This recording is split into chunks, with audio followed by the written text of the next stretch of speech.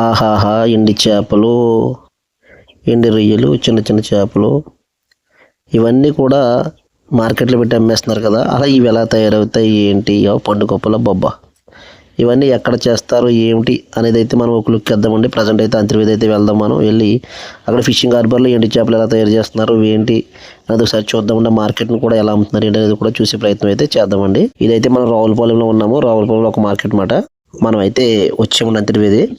పొద్దున్నే వచ్చేసరికి అంతర్వేది ఫిషింగ్ హార్బర్‌లో ఎండి చేపల మార్కెట్ అయితే పాటలు జరుగుతున్నాయి. ఇవన్నీ ఎక్కడెక్కడ నుంచో తయారు చేసి అంటే ఆ చుట్టుపక్కల ఈ మత్స్యకారులు తయారు చేసిన ఎండి చేపలు అన్నింటినీ కూడా వేలం పాట అయితే వేస్తున్నారు. ఈ వీటిని కొడుకు తెచ్చుకుని మార్కెట్లో అయితే మనకు అమ్ముతుంటారు. చూడండి ఈ బోట్స్ దగ్గర వేలం పాట ఎలా ఉన్నాయో.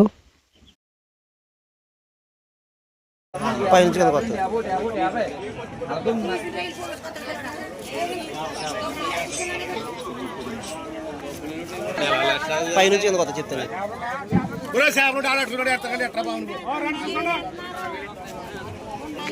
చూసుకున్నారు క్వాలిటీ అమ్మ కూడా.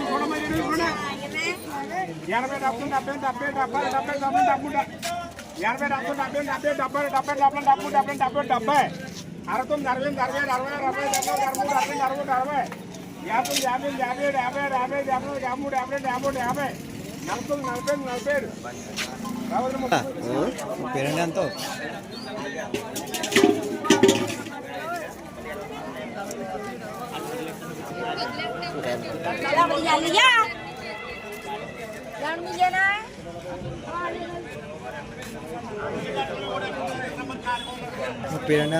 చెప్తే 3700.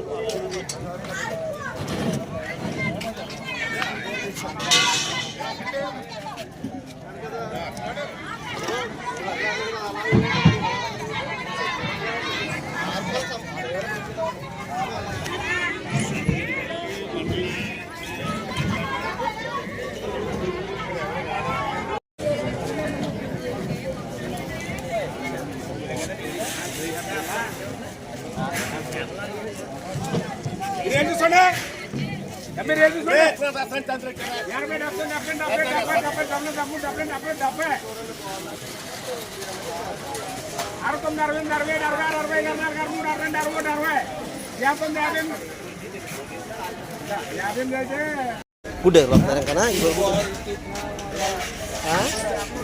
udah gratis lah.